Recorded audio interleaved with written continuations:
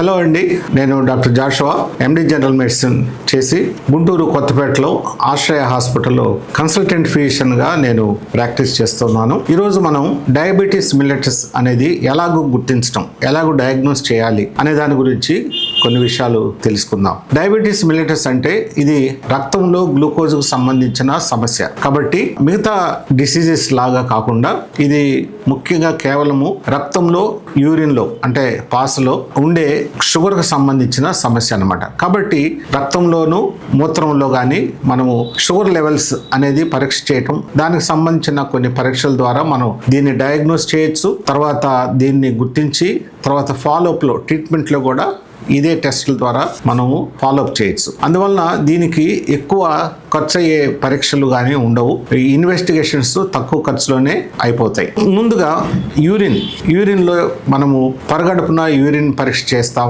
తర్వాత భోజనం చేసిన 2 గంటల తర్వాత యూరిన్ పరీక్ష చేస్తాం. తర్వాత కొంతమందికి కిడ్నీ సమస్య వస్తే మైక్రో ఆల్బుమిన్ అనేది యూరిన్లో పోతూ ఉంటుంది, దాన్ని పరీక్ష చేస్తాం. యూరిన్ మైక్రో ఆల్బుమిన్ ఏరియా పరీక్ష చేస్తాం. కొంతమందికి కిడ్నీ గనక ఎక్కువగా ఎఫెక్ట్ అయితే దానిలో మనము 24 అవర్స్ అంటే 24 గంటల్లో ఎంత ప్రోటీన్స్ పోతున్నాయి అనే దాని గురించి మనం పరీక్ష చేయొచ్చు. తర్వాత రక్తంలో షుగర్కి సంబంధించిన పరీక్షలు కొన్ని ఉన్నాయి. ఫాస్టింగ్ బ్లడ్ షుగర్ అంటే ఓవర్ నైట్ ఫాస్ట్ 12 గంటల ఫాస్టింగ్లో 110 వరకు ఉంటుంది. తర్వాత భోజనం చేసిన తర్వాత 2 గంటల తర్వాత 140-150 మిల్లీగ్రామ్స్ కంటే తక్కువ ఉంటే షుగర్ లేనట్లు, అంతకంటే ఎక్కువ ఉంటే షుగర్ ఉన్నట్లుగా మనం గుర్తించవచ్చు. కొన్నిసార్లు ర్యాండమ్ బ్లడ్ షుగర్ కూడా పరీక్ష చేస్తాం. గడిచిన 3 నెలల్లో షుగర్ ఎట్లా ఉంది అనే దాన్ని చూడటానికి మనము HbA1c గ్లైకోజిలేటెడ్ హిమోగ్లోబిన్ అనే ఒక పరీక్ష చేస్తాం. తర్వాత డయాబెటిక్ కీటోఎసిడోసిస్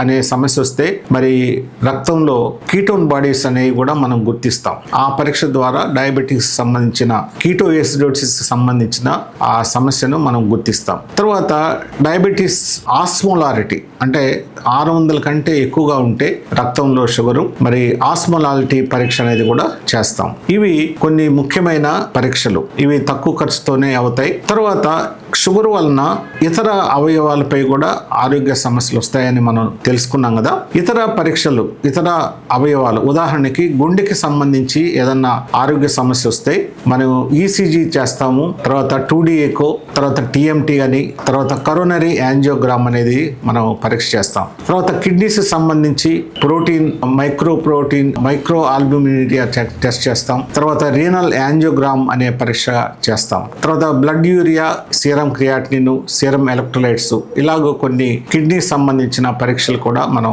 చేస్తాం. తర్వాత నరాలకు సంబంధించే సమస్య వస్తే నర్వ్ కండక్షన్ స్టడీస్ అనేవి మనం చేసుకోవచ్చు. మరి డయాబెటిక్ రెటినోపతి ఉంటే మరి రెటీనా ఎగ్జామినేషన్, మరి ఆప్థాల్మాలజిస్ట్ కంటి డాక్టర్లు అది చూస్తారు. అలాగే మెదడుకు సంబంధించిన సమస్య వస్తే సిటీ స్కాన్ కానీ, మెదడుకి లేకపోతే MRI స్కాన్ కానీ చేసి దానికి సంబంధించిన జబ్బుల్ని గుర్తించవచ్చు.